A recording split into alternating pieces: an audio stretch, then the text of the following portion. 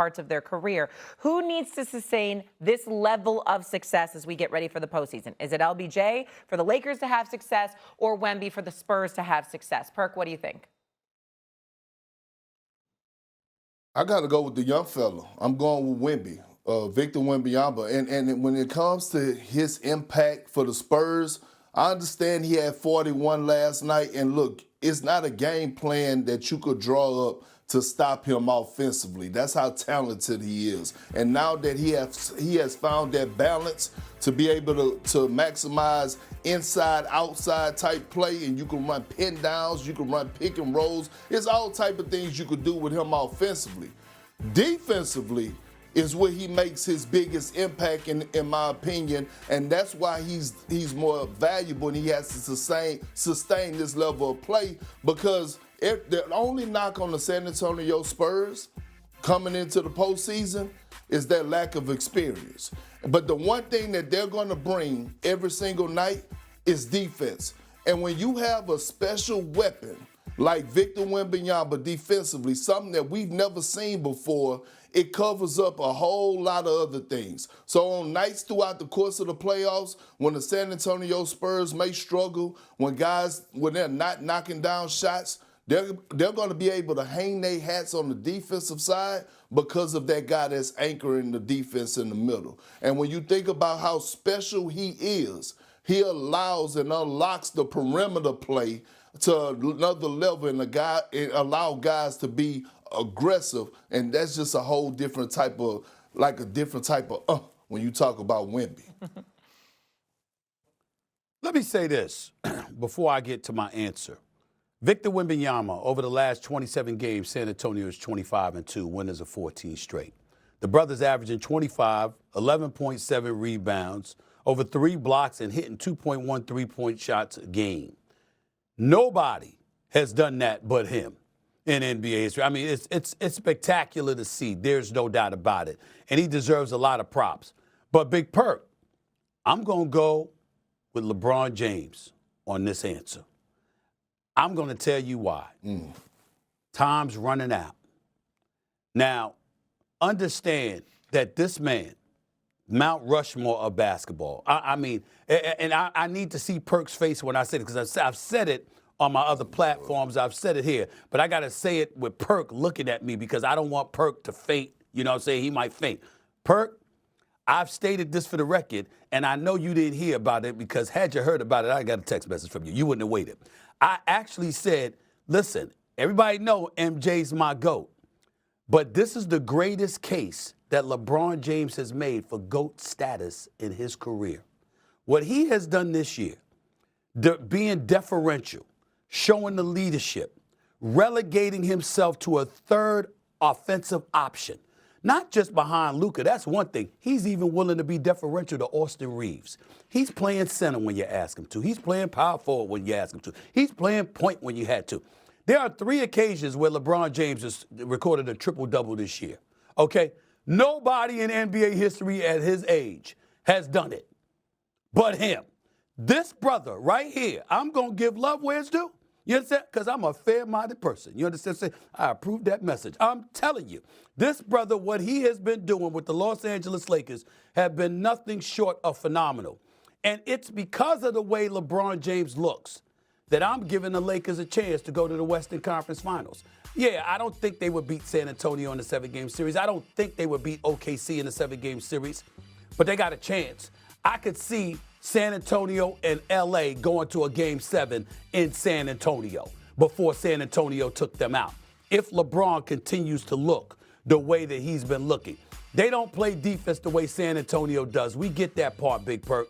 But when you are explosive offensively and clicking on those cylinders, it makes opposing offenses tight and less efficient from time to time, which is why I give the Lakers a chance. Again, I'm not picking them to beat San Antonio and OKC. I want to be clear about that. But what I'm saying is LeBron has been so phenomenal in my estimation.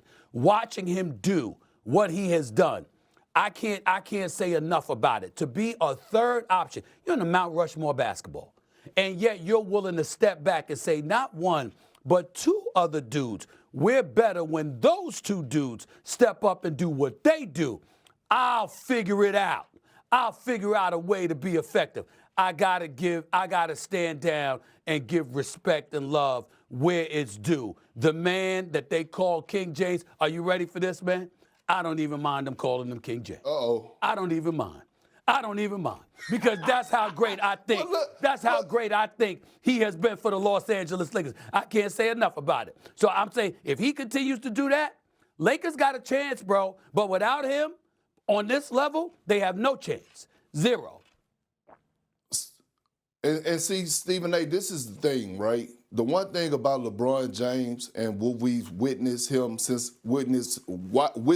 do since after the All-Star break is he's bought in. See, I know LeBron, and the one thing I always watch, I'm always going to watch his body language. His body language is going to tell me every single thing I need to know whether or not he's engaged or feeling the situation or feel like playing with the guys that he's on the floor with. I see that passion again. I see that trust again. I see the chest bumping, the high fiving, the emotions, the thunderous dunks, the triple doubles last night, even though it was against the Wizards. I see it again. That's the scary part. Now the Lakers have a LeBron James that's bought in, not a LeBron James that's pouting, not a LeBron James that's complaining to the front office on trying to make trades. No, but a LeBron James that actually trusts a Luka and Austin Reeves or Marcus Smart, and now you can see him leaning and trusting the DeAndre Ayton more. So you're right, Stephen A. If LeBron could keep up this level of play as a third option for the Lakers, you're absolutely right. They do have a chance. And let me throw this out, Shay, as well, to Big Perk as well. LeBron James is only averaging 18.8 points this month. It's not like it's his normal 27, and 6 and 5, whatever. He's averaging 18.8 points per game. Mm-hmm. But it's on 56.5% shooting. It's on 56.5% shooting, which means that he's averaging the points that he's averaging because he's busy distributing, because he's also averaging 7 rebounds and 7 assists this month, all right? One of only 5 players doing it, along with Luka Jokic, Jalen Johnson, and Josh Giddey. This is what he's doing. He's being deferential. He's feeding other people. He's elevating the level of play around him while figuring out how to fit in on both ends of the court. I'm going to say it again. This is the greatest argument. As great as he has been throughout his career, this is the greatest argument he has ever made for GOAT status, because he's willing to step back, be a third option, and figure out a multitude of ways just to help the Lakers win. And the only reason we ain't talking about them more is that, damn, San Antonio's won 14 straight and 25 and 27. And OKC is doing what it's doing, led by Shea Butter himself, who didn't get Jalen Williams back until a couple of games ago. But the Lakers have been an immovable object as the third team in the West because they're winning far more than they're losing. And they're being led by a 41-year-old who, by the way, is leading the league in fast break points. It's unbelievable. I got to give credit where credit is due. It's just that simple. I'm not blind. Go ahead, Perk. No, and I appreciate the credit. And I see you slowly drifting over to this side. Now, be careful, because I don't want MJ calling your phone, all right? I know he's watching the show. We definitely don't want Jordan calling your phone. And he would never have. He would never have. He's watching it from the golf course. He would never have to, because I will never give GOAT status to anybody but MJ.